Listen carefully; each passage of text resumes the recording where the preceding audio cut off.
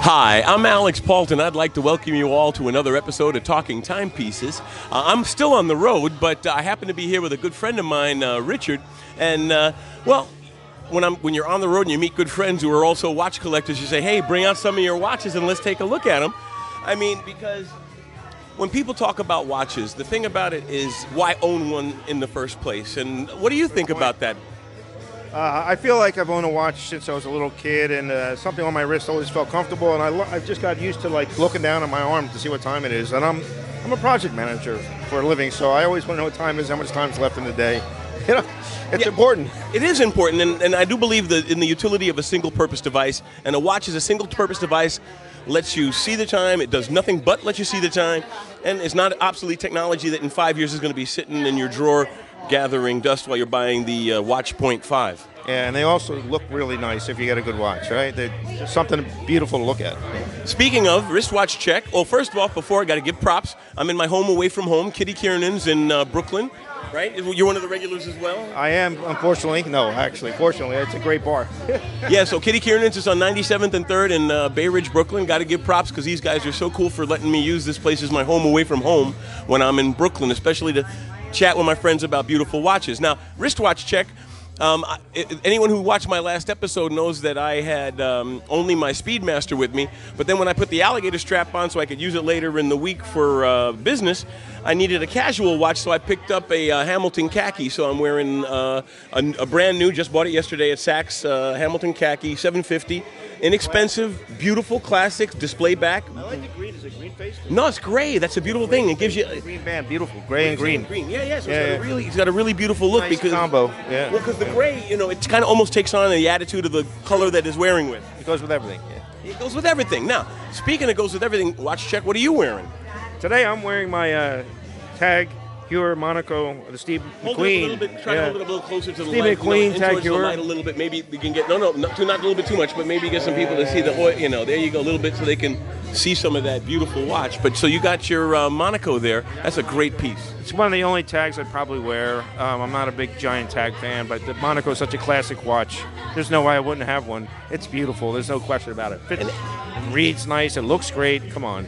And it's classic. I mean, when you think, for example, I intend to get one day because I need a square watch. And aside from the Cartier Santos, when you think square watch, this is it. Yeah, this is the one, the Monaco. And Steve McQueen wore it. Come on, Boom. Okay, so let's walk down the list. I mean, let's start with the one that I love. I mean, that I'm totally. No. Get your hand away. The one I want. I love this one. This one. Pull it up and hold it up a little bit close to the camera. So this is the Zenith El Primero. This is a reissue, 1969 classic reissue. Zenith El Primero? Reissue, though. It's not the original. And they do market as such on the back. But it is probably one of the best Tourneau-shaped watches I've ever seen. And I love the dial, the 3-tone dial. It's not overbearing, but you can see everything instantly. And it's classic. You can tell that it's an El Primero from a distance. Yeah. And this is actually the Chrono, which is I think they make the El Primero, the Chrono. It was one of the first Chronos ever made, I believe. The first, that's what they call it, El Primero, first integrated. El Primero. The first integrated chrono movement. Perfect. Yeah, and matter of fact, the first generation Daytona used a heavily modified, but still used a El Primero mechanism. It's considered good enough for Rolex. It's good enough for me, man. But I will say that we had a conversation about this. Zenith did actually. Hey. Just to make a quick comment about Zenith saving the tools and dies that were hidden at some point in a cave after the company was sold off. I believe it was an attic. Or was an attic. I don't know. I think it was a cave, but we can go back and forth. A cave sounds Caves are moist. Moist. Yeah, cave is kind of moist, yeah. So it was hidden somewhere, so it didn't rust, and they brought it out once the Zenith brand was reissued again, and they were able to start building these watches. If not, that tool and die set would have been lost, all that, everything. So in that sense, it's a historical watch, too. It's a beautiful piece. Yeah. Probably easier to just put them here. So then we want to go down the list or just grab them as you see them? As you see them and as you like. You have your favorites? Well, okay, then you know what? We were looking at like ultra classic. Let's look at something new like your Nomos. That's very new. Yeah, the Nomos, this is a great the watch. upstarts of the industry. I've been to Glashütte, so I visited Nomos, I visited Lang & Son, I visited Glashütte. I spent time in the host of factories and manufacturing facilities. Nomos is amazing, but a small shop.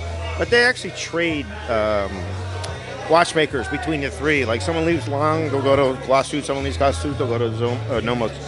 And this watch, I've got so many compliments because it's the Mad Men watch. You know, it really is a '60s classic. It's a new classic. It's a new classic. That's what it is. And I bought this in Germany, in Berlin, on Kurfürst. You say the street, the main street. I can't remember Which the main. one now? In Glashütte. No, in Berlin, I bought this watch. On Kurfürst or something like that street, avenue, the main avenue through Berlin. There are a lot of big avenues in Berlin. Hey, I'm sorry, I'm butchering the German, but that's all right. It was really nice. If you look on the back of the watch, it says something 29 Stein, which are stones, right? And so yeah, it's actually printed with the German. 29 jewels. It's 29 jewels, right? They call them Stein or whatever they call it. Yeah. Well, they are stones. They are stones. And just precious. Precious, right? I love this watch. It's beautiful. It's gorgeous, and the display back, it's really nice. Yeah, I should show you too. Well, I mean, unfortunately, we're not going to get that many great shots we're here, but I thought the conversation would be what the people would be interested in. But let's try to show them what we can. We can show what we can. Yeah, it's beautiful. It's just, you can't go wrong. And actually, this is the most popular watch now at watch shows, I notice. In New York, I go to the Watch Time watch show, and the Nomos watch booth is like one of the most well attended because people have Pateks. They want to find something they can wear anyway, you know, and just not care about it. Like knock around. Yeah, and that's their choice. I want to be balling so hard that Nomos is my knock-around watch. Yeah, not a bad idea. So how about your Hamilton? Yeah, and this is a very cool watch. You have two. That's right. I brought two on the Pan Europe, but this is the Hamilton Lloyd classic. Actually, this is a reissue of the design from the 1950s. It is an automatic movement with an ETA. I think it's a 3220. I'm trying to remember the number. I can't remember all the top of my head. You know what? If you ask us, we will post it in the comments below. Yeah. It's a great watch because there are very few of them out there, and they were not ridiculously expensive when they came out. This is a limited edition. It's a 75 of 500. This watch. So. Very cool. See, and that's the thing about it. You know, watch collecting is also history. It's being an amateur historian. Yeah, you learn a lot about Hamilton, which is one of America's first watchmaking companies. You know. Ironically, Swiss now. Swiss, right? Yes, and well made Swiss. Very well made. Yeah. Well, I mean, I just picked up the khaki myself, right?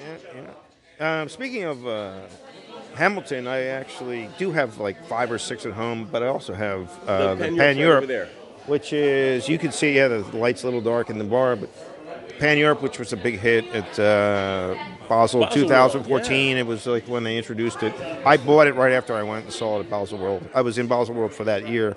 What a great watch. I mean, I don't think I have the best band for it. I'm trying to find the right band, but I will eventually, and that's kind of fun. Part of the fun of like accessorizing your watch is looking for a great band, you know? That's why I love NATOs, because you can swap them around, different colors, all kinds. NATO would work really nice on this, actually. I have a Pan Europe Chrono, and I have a black NATO with a red off-center red stripe to call out the Chrono hand. Yeah, this brown just doesn't do it. It's got a nice blue and red face. Actually, I talked Mike into buying it, so next time I come through, I'm going to bring it. Nice. So, okay, show me the fanciest one, the biggest, the heaviest hitter in the group. The heaviest hitter, well, that's actually a toss-up. Although, probably I'd say for me, it's the Glashütte, because I only own one Glashütte modern watch, right? And I'm not going to open it up. It's just the Senator 60s. Now they make it in 25 different face colors. It's a popular line. It's beat the Senator 70s to the point where I think they've actually discontinued this. I mean, you can still buy Senator 70s. That was the more Tourneau-shaped watch, if you know their line. This is so classic. You know, it's got that classic 60s design based on their original Glashütte watch. This is the whole Arabic numerals. And it's also a display back, right? Display back. Gotta love me my display back watches. I actually kind of like display backs, so I look for them somewhat. Well, I mean, frankly, to me, that's what makes Nomos different from, because how do you know if it's not a crap like names I won't mention, Ellington kind of things, but. Yeah. But you have a nice display back. You see the perlage, you see the Côte de Genève. You know that somebody took some time on it. And the workmanship on this is they even do hand carving with the swan neck. I mean, there's all that. They're known for it. Beautiful. But it's also a watch that keeps perfect time. I mean, it's a chronometer for sure. It's a very good watch. Actually, a very good watch. Sweet. Best Okay, watch. okay, number 2 then. Number 2 heavy hitter in the group. Number 2, I don't wear it very often, but this is the Ulysses Nardin. It's the Michelangelo. I don't know how much you know about the Michelangelo. This watch, they made it in this size. It's also a GMT watch, so you can set the time, and also by pushing a button on the left side of the watch, you can actually change the hour. So boom, boom, boom, on the fly, you can change the hour. Well, that's good for, Omega offers that in some of their watches. You pull it out the first stop, you can change the hour without changing the minute if you travel a lot. Right, it's good for traveling. This was a very popular watch. They actually made it in the Michelangelo large. This is I think the regular size. People wanted a larger watch. I think this is falling out of, favor because of the size. People went to bigger watches.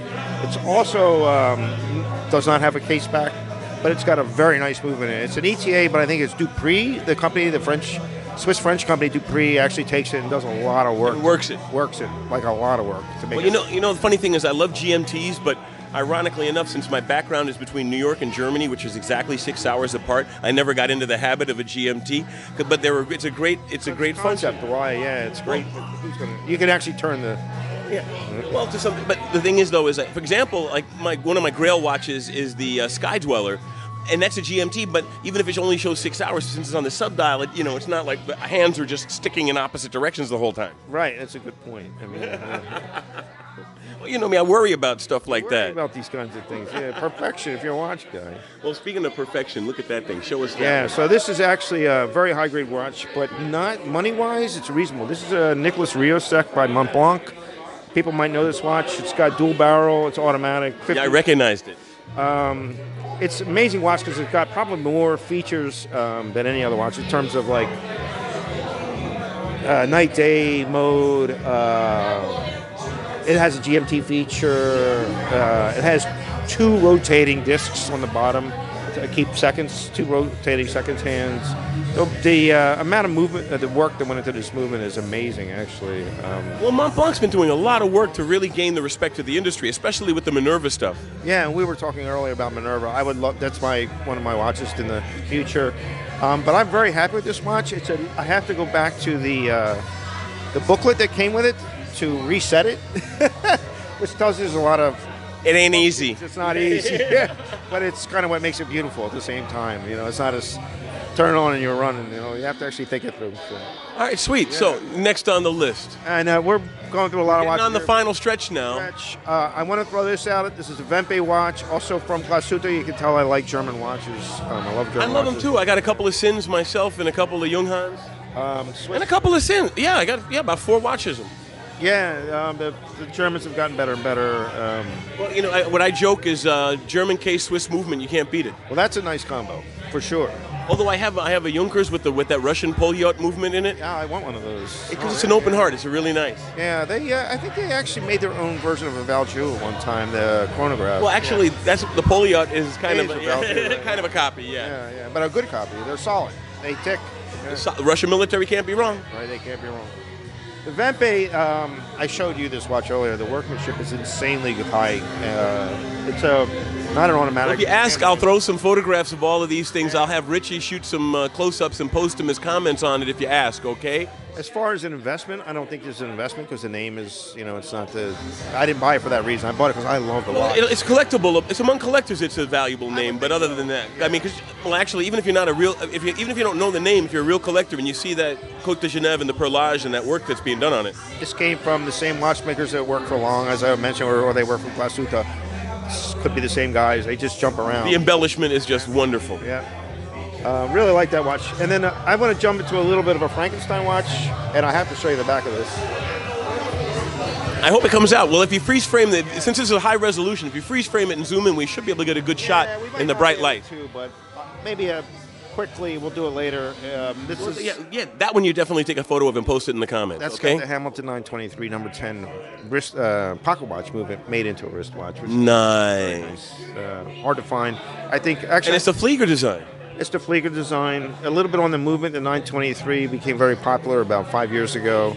I know Roland G. Murphy from RG. I talked to him at all the shows. He's from Lancaster, which is where he keeps his shop. He says he's actually bought every 923 he could find on the internet So they're basically gone, that movement. So to have one in here is an investment in a really weird way. Very cool. Not many left, yeah. Well, one of the things I like to point out to people about watch styles like the German Flieger, the German Aviator, Deutsche Flieger, is you could buy a watch at $50 with that same design and one at almost $500,000 at that same design, depending on who, an IWC Flieger versus, say, some of the very nice ones from Laco or even the Junkers. That Nice. Lacos are very nice. Yeah, and the Junkers. Beautiful, all beautiful watches. Last but not least, is that a Bell & Ross there? Yeah, I'll show you the Bell & Ross. I bought this watch not so much because of its super movement or anything. It's a ETA, but Bell & Ross, I think the design is just wonderful, beautiful design. I never liked the big squares, but this is still considered their World War I retro look and design. It's got the big date, which is kind of there's some actual workmanship that goes into making a big date, as you know. Small dates are one thing, big dates are another thing altogether. And it's very easy to read, which is good for a guy with glasses. So what's your favorite complication? I'd say the Valjoux, but it's in the back. I mean, as far as watch function complication, in other words, what chronograph? Just a basic chronograph to me. I'm a chronograph fan too. I like to be able to. I don't really use it so much, but I just like the idea that it's got some function. There's some functionality there. Well, that's why I sat on the fence so long about this khaki. I've been thinking about a khaki for years. Too, by the way, yeah. Well, because it's not a chronograph, and so you get a little, messed up about it. But then I realized it's a beautiful piece. It does what you need to do. Tell the effing time. And you can live with it wonderfully. Yeah. That doesn't mean I couldn't get off on a Milgauss or. You own a Milgauss. I have a Milgauss too, so yeah. Even though I like the chronographs, I do really. Yeah. There's something about having that, extra functionality and knowing that extra workmanship is in there. It's cool. Well, then let's close out with your Speedy, because speaking of chronographs, that's a classic chronograph. Yeah, probably the one chronograph everybody should have in their collection. And you frankly have what I consider the perfect Speedy. You have the Hesselite face and you have the sapphire back, so you have the best of both worlds. Yeah, and this is actually one of the most comfortable watches I wear. It's not too heavy. It does look good in a suit, Like you said, if you have the steel band or the steel bracelet. Although I totally fallen in love with the alligator strap for that. You put the NATO strap, and now you put the lizard strap, or the alligator strap. I'm definitely going to get the alligator in the NATO next, because it is versatile. This watch looks good in any strap. Any strap. Well, clean black and white design. It's kind of Bauhaus almost, It's really, and the case is such a beautiful. I love the curved lugs. It's such a beautiful case. So if you don't notice it because it's on a NATO, you don't think about it so much. Yeah. But if it's in a nice band, you're like, oh, that's a really nice case. I love this watch. It's one of my favorite watches. Mine too. Watches. Mine How could too. it not be? Everybody should have one. Everybody should have a Speedy. At least one Speedy. One Speedy. And it's not an unattainable. I mean, you can find one for like less than 3,000 used. I found this one for $27,500. So, and the guy actually brought it to me from Georgia. He drove up here. He buys them from people in New York. Goes back to Georgia. I would literally trade you my alligator strap Speedy for that one right now, and I bought mine new. And this is mint. I love the display back. Come on. Yeah. So definitely Omega Speedmaster, man on the fucking moon. Yeah. Sorry. Or as our friend said, man on the effing moon. Yeah. Exactly. Shout out to Paul Pluta. Definitely. Yes. Thank you so much, Richie, for showing us all these very cool watches. You have no idea how much fun this is, because I love them. And you love them. We're going to do this again. Next time I'm in town, you bring out 12 different watches. I'll bring out another 12 different ones. Yep. And I'll remember to pack my watch case, and we'll do some head-to-head or something. Yeah, that'd be fun. That'd be fun. Yeah. Be like, hey, what do you have? Aviator. All right. One day, I would say an aviator. You mentioned aviators. I wouldn't mind the emergency watch from Breitling. It's just a sweet piece. Sweet, cool, but that's a future thing, And for my next trek across the Himalayas. Right, yeah. for my next trek, right. So I want to thank you all for taking the time to indulge us and actually watch all of this. But these are some people who love watches, and I love talking about them. Thanks a lot. It is fun. Have a great night, and thank you. I hope that worked. It worked totally. Oh, yeah. I'm going to upload that bitch now.